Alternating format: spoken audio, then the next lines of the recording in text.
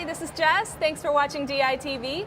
I'm here with Claudia Morrell, the Chief Operations Officer for NAPE, or NAPE for short. That's right. Claudia, thanks for being here with us today. It's wonderful to be here. Thank you. Can you tell me a little bit about what NAPE is and kind of what your goals are as an organization? Sure. We're the National Alliance for Partnerships and Equity. We've been around since really the 1970s, and we've been focused on increasing the participation of underrepresented students in areas like STEM, science, technology, engineering, and math, and really looking at ways to make sure every child has an opportunity to do the best that they can in the great careers that are available. That's wonderful. And you also have a personal connection to DI, I hear. Tell me a little bit about your background with our program. I have 3 daughters. My oldest daughter started in Destination Imagination back before it was Destination Imagination in 4th grade. She has gone on throughout high school, been to Globals several times, and now she's here as an appraiser. But what's really exciting for me as her mom is that she works at Northrop Grumman as a systems engineer, and I attribute it all to her experiences in Destination Imagination. I'm confident that it helped her to have the confidence to go into an area that was really not traditional for women. So I'm thrilled. And my other 2 children, one's a doctor, one's a producer at a TV station. Confidence to speak up, confidence, intelligence, just sharp kids, and I really think this program has a lot to do with it. That's wonderful.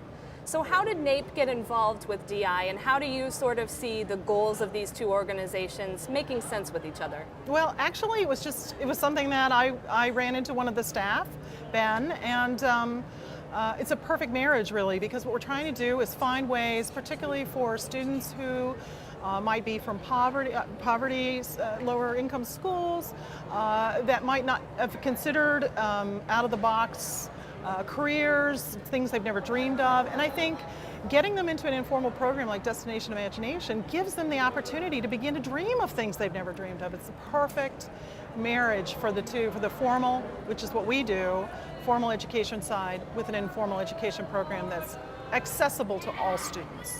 That's great. Now, you mentioned science, technology, engineering, and math, the STEM initiative. Talk to me a little bit about what that means to your organization. Well, STEM is really important for the United States for global competitiveness. NAPE is a national organization, and we are very much about promoting STEM, but we feel that one of the areas that's been overlooked is those underrepresented populations. We haven't found a really good way to get students from different minorities or ethnic backgrounds, sometimes women, into these areas.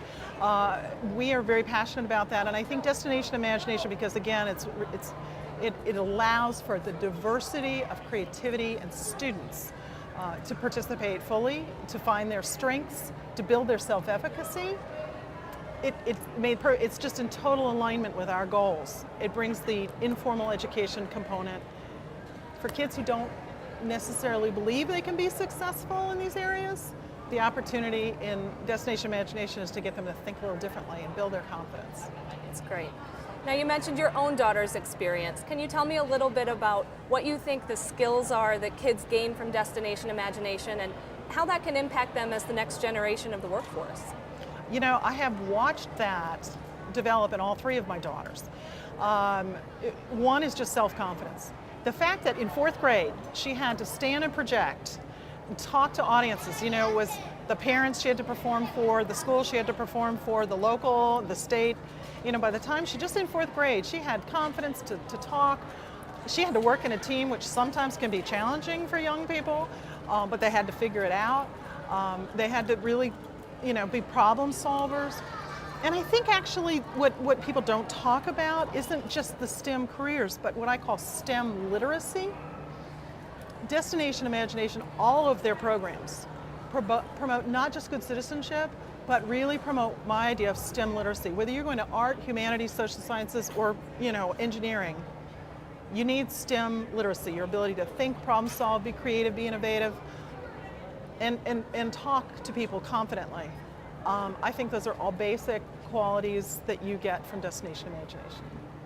Tell me what you're looking forward to seeing here at Globals. I know you've been here before, but is there anything that you just can't wait for over the next couple of days?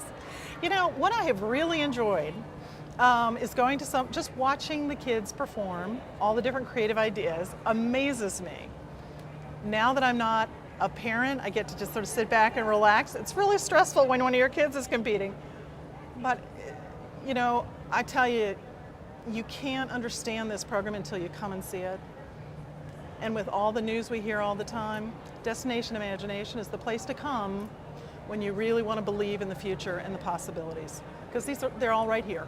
And you think, you know what, we're going to be okay, because this is the next generation, and I'm so excited about it. Thank you so much for letting me be a part of it. That's so true. Yeah. Claudia, thank you so much for your time today. Thank you. Thank you. Thanks for watching DITV.